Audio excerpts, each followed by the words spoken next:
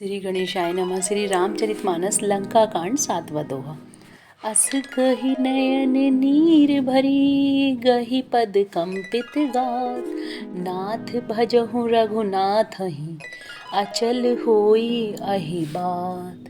ऐसा कहकर नेत्रों में करुणा का जल भरकर और पति के चरण पकड़कर कांपते हुए शरीर से मंदोदरी ने कहा, हे नाथ, श्री रघुनाथ जी का भजन कीजिए, जिससे मेरा सुहाग अचल हो जाए। तब रावण में सुता उठाई, कही लाग खल निज प्रभुताई। सुनुते प्रिया व्रथा भय माना, जग जोधा को मोहि समाना। तब रावण ने मंदोदरी को उठाया और वह दुष्ट उससे अपनी प्रभुता कहने लगा, हे प्रिय सुन, तूने व्यर्थ ही भय मान रखा है। बता तो जगत में मेरे समान योद्धा है कौन। वरुण कुबेर पवन जम काला, भुजबल जितऊँ सकल दिगपाला। देव दनुज नर सब बस मोरे, कवन हेतु उपजा भय तोरे। वरुण कुबेर पवन यमराज आदि सभी दिक्पालों को तथा काल को भी मैंने अपनी भुजाओं के बल से जीत रखा है।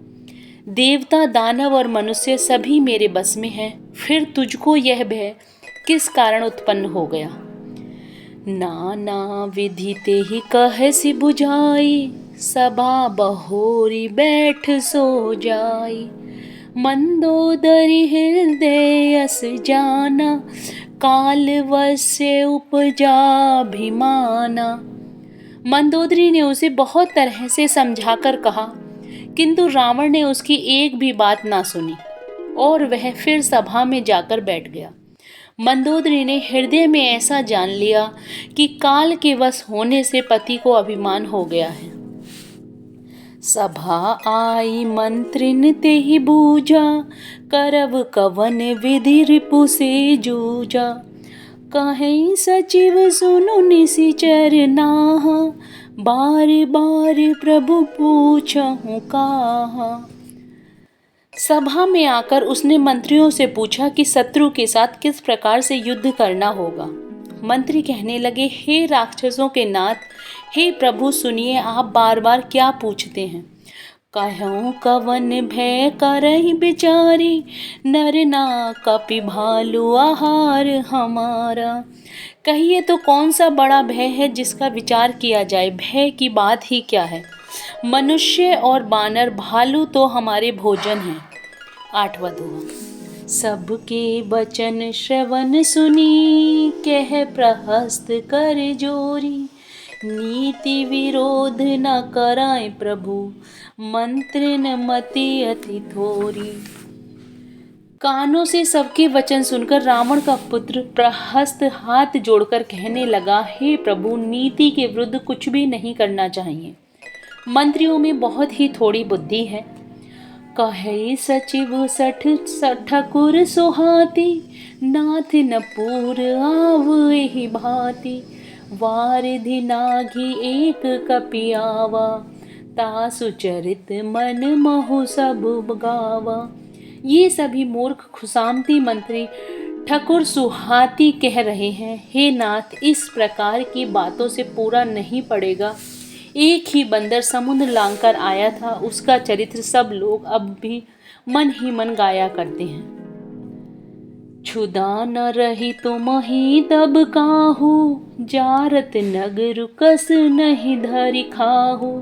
सुनत नीक आगे दुख पावा, सचिवन असमत प्रभहि सुनावा।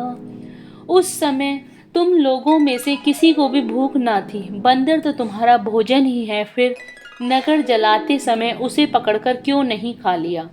इन मंत्रियों ने स्वामी को ऐसी सम्मति सुनाई है जो सुनने में अच्छी और जिससे आगे चलकर दुख माना होगा।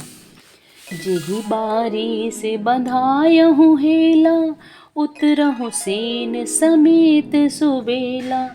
जो भनु मनुज खाब हम भाई, वचन कहे सब गाल फुलाई। जिसने खेल ही खेल में समुद्र बंधा लिया और जो सेना सहित सुबेल पर्वत पर उतरा, हे भाई, कहो वह मनुष्य जिसे कहते हो कि हम खा लेंगे, सब गाल फुला फुलाकर पागलों की तरह बचन कह रहे हैं। तात बचन मम सुनु अति आदर, जनि मन गुनहु मोहि करि कादर। प्रिय बानी जे सुनहि जे कहि, ऐसे नर निकाय जग एहि। हे तात, मेरे वचनों को बहुत आदर से बड़े गौर से सुनिए। मुझे मन में कायर ना समझ लीजिएगा। जगत में ऐसे मनुष्य झुंड के झुंड हैं जो प्यारी मुंह पर मीठी लगने वाली बात ही सुनते और कहते हैं। बचन परम हित सुनत कठोरे, सुनहि जे कहीं ते नर प्रभु थोरे। प्रथम वसीठ पठहु सुनु नीति, सीता दे करहु पुन प्रीति। हे प्रभु, सुनने में कठोर परंतु परम हितकारी वचन जो सुनते हैं और कहते हैं, वे मनुष्य बहुत ही थोड़े हैं। नीति सुनिए, उसके अनुसार पहले दूत भेजिए और फिर सीता जी को देकर श्री राम जी से प्रीति कर लीजिए। नवा दोहा। नारी पाई फिर जाहि जो, तो न बढ़ाई रारी। नाहि ते सन्मुख समर मही, तात करहीं हटि मारी। यदि वे स्त्री पाकर लौट जाएं, तब तो झगड़ा ना बढ़ाइए, नहीं तो यदि ना फिरे तो हे तात, सम्मुख युद्ध भूमि में उनसे हट पूर्वक डटकर मार काट कीजिए। यह मत जो मानहु प्रभु मोरा, उभय प्रकार सुज सुजग तोरा। सुत सन कह दस कंठ रिसाई, असीमति सट के ही तो ही सिखाई। हे प्रभु, यदि आप मेरी यह सम्मति मानेंगे तो जगत में दोनों ही प्रकार से आपका सुयस होगा। रावण ने गुस्से में भरकर पुत्र से कहा, अरे मूर्ख, तुझे ऐसी बुद्धि किसने सिखाई? अबहि तेउर संशय होई, बीनु मूल सुत भयहु घमोई। सुनि पितु गिरा परस अति घोरा, चला भवन कहि वचन कठोरा। अभी से हृदय में संदेह हो रहा है। हे पुत्र, तू तो बांस की जड़ में घमोए हुआ, तू मेरे वंश के अनुकूल या अनुरूप नहीं हुआ। पिता की अत्यंत घोर और कठोर वाणी सुनकर प्रहस्त ये कड़े वचन कहता हुआ घर को चला गया। हित मत तो ही न लागत कैसे, काल विवश कहूँ भेषज जैसे। संध्या समय जानी दस सीसा, भवन चलहु निरखत भुज बीसा। हित की सलाह आपको कैसी नहीं लगती, आप पर कैसे असर नहीं करती, जैसे मृत्यु के बस हुए रोगी को दवा नहीं लगती। संध्या का समय जानकर रावण अपनी 20 भुजाओं को देखता हुआ महल को चला। लंका शिखर ऊपर आगारा, अति विचित्र तह होई अखारा।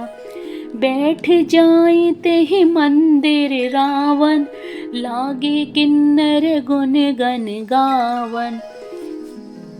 लंका की चोटी पर एक अत्यंत विचित्र महल था। वहां नाच गान का अखाड़ा जमता था। रावण उस महल में जाकर बैठ गया। किन्नर उसके गुण समूहों को गाने लगे। बाजहि ताल पखाउज बीना, नृत्य करहीं अप्सरा प्रवीणा। ताल, करताल, पखावज, मृदंग और बीड़ा बज रहे हैं। नृत्य में प्रवीण अप्सराएं नाच रही हैं। जय Shri Ram. Please like and subscribe the channel.